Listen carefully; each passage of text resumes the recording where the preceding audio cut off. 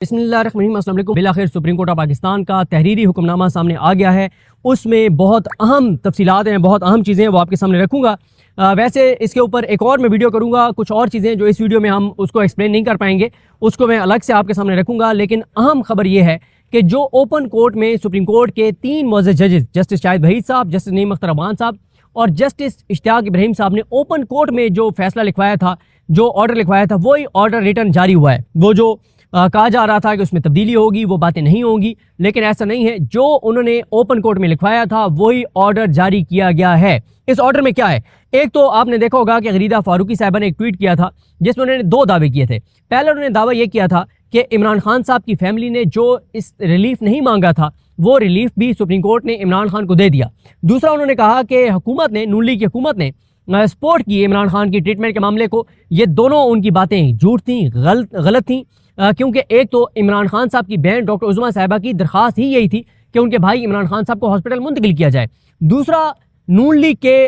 वकला ने, सरकारी वकला ने बहुत मुखालफत की और अब अदालत ने रिटन ऑर्डर में भी लिख दिया है कि उन्होंने आखिरी हद तक कोशिश की कि इमरान खान को कोई रिलीफ ना दिया जाए, इमरान खान को हॉस्पिटल मुंतकिल ना किया जाए। और वो जो एक कहा जा रहा था कि फैसला तब्दील होगा, हॉस्पिटल मुंतकिल करने की बात नहीं होगी, लेकिन अब रिटन ऑर्डर में भी ये बात आ गई है। रिटन ऑर्डर में क्या क्या है मैं एक पार्ट पहला आपके सामने रख रहा हूँ। जो मुतलका हिस्सा है वहाँ से पढ़ता हूँ। अदालत ने लिखा कि दरख्वास्त गुजार ने ये इस्तदा की थी, यानी डॉक्टर उज़मा जो दरख्वास्त गुजार हैं उन्होंने ये इस्तदा की थी। क्या की थी? कि नहायत अदब से इस्तदा की जाती है कि इमरान खान को मुनासिब इलाज के लिए रेटना के माहिर डॉक्टर्स से उनका मुआयना करवाया जाए, इलाज करवाया जाए और उसके लिए उनको शिफा इंटरनेशनल हॉस्पिटल इस्लामाबाद मुंतकिल किया जाए और उनके ज़ाती मुआलिज डॉक्टर फैसल सुल्तान और डॉक्टर आसिम यूसुफ को भी रसाई उन तक दी जाए ताकि उन्हें मुआयने और इलाज के तमाम मराइल में शामिल किया जा सके। मजीद इस्तदा है कि दरख्वास्त गुजार के अहल खाना को मुनासिब तौर पर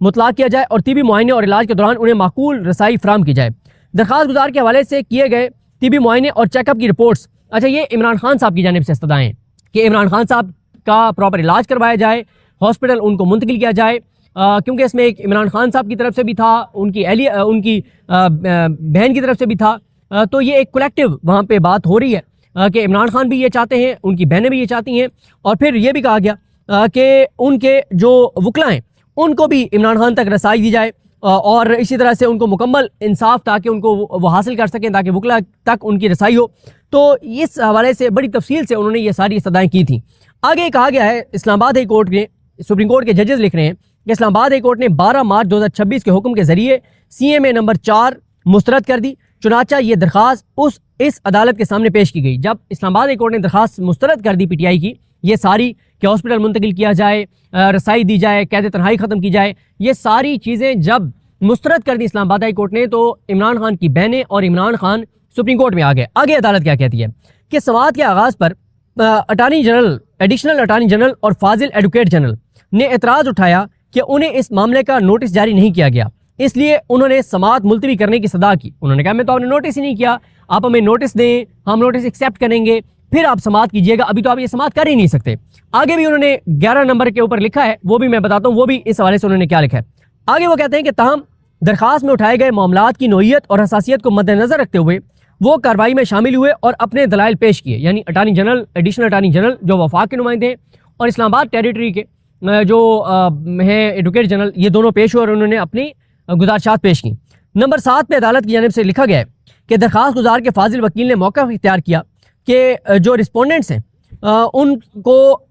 ये जो इमरान खान साहब की फैमिली है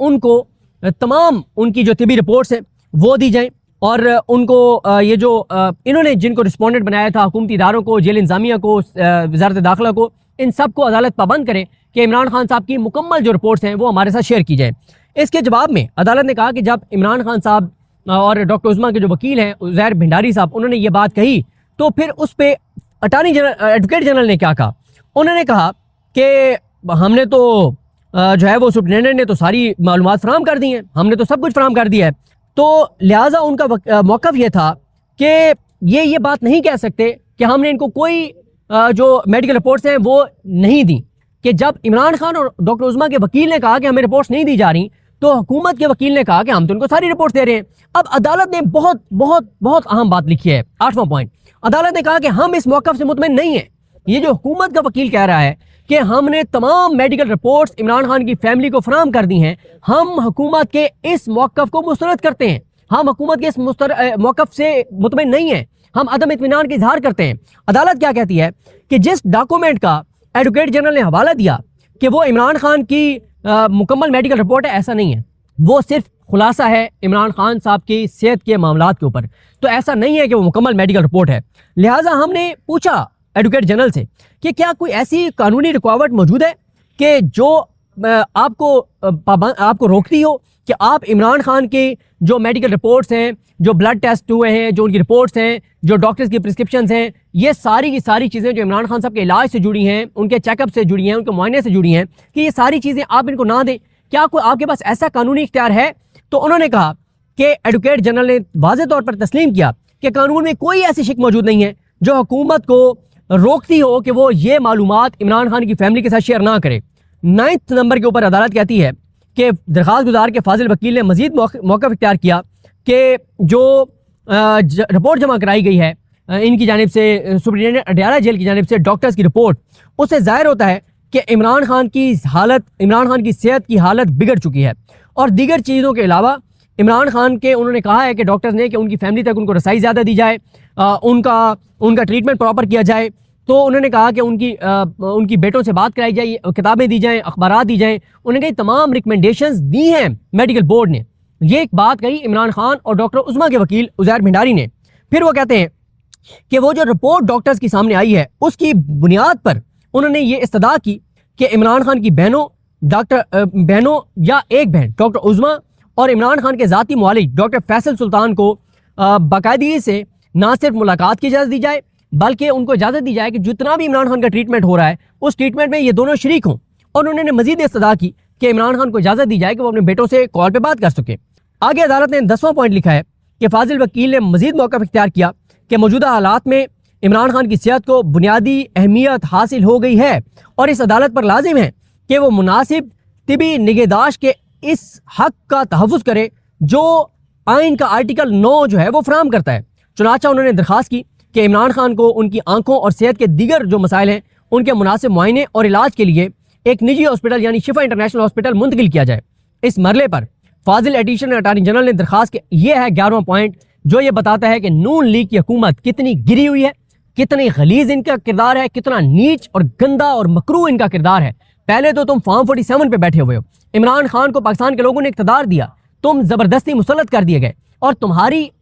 اتنی نیچ پن ہے کہ تم عمران خان کے علاج کے معاملے میں مخالفت کر رہے ہو۔ یہ بات ذہن میں رکھیں کہ جو ایڈیشنل اٹارنی جنرل نے مخالفت کیا انہوں نے اپنی ذات کی بات نہیں کی، وہ حکومت کا موقف بیان کر رہے تھے کہ حکومت کا موقف یہ ہے، نون لیگ کی حکومت کا موقف یہ ہے کہ عمران خان کو ہاسپٹل منتقل نہ کیا جائے۔ عدالت کہتی ہے اس مرحلے پر فاضل ایڈیشنل اٹارنی جنرل جو کہ وفاق کے نمائندے وکیل ہیں، سرکاری وکیل ہیں، انہوں نے کہا ہے کہ یہ جو درخواست ہے کہ عمران خان کو ہاسپٹل منتقل کیا جائے، میڈیکل رپورٹس دی جائیں، ان کو قید تنہائی ختم کی جائے، فیملی سے ملاقاتیں کرائی جائیں، یہ ساری کی ساری یہ جو درخواست ہے یہ تو قابل سماعت ہی نہیں ہے، اور انہوں نے بہت سنگین اعتراض اٹھایا اس درخواست کے قابل سماعت ہونے پر، اور انہوں نے کہا کہ کیونکہ یہ درخواست ناقابل سماعت ہے اس لیے عمران خان کسی ریلیف کے حقدار نہیں ہے۔ یہ نون لیگ کی حکومت کا عدالت میں موقف تھا کہ نہ تو عمران خان کا پراپر علاج کرایا جائے، نہ ہاسپٹل منتقل کیا جائے، نہ ان کے بلڈ ٹیسٹ کیے جائیں، نہ ان کے بلڈ ٹیسٹ کی رپورٹیں ان کی فیملی کو دی جائیں، نہ فیملی سے ملاقاتیں۔ یہ ہے نون لیگ کا گندا، نیچ، غلیظ اور مکروہ چہرہ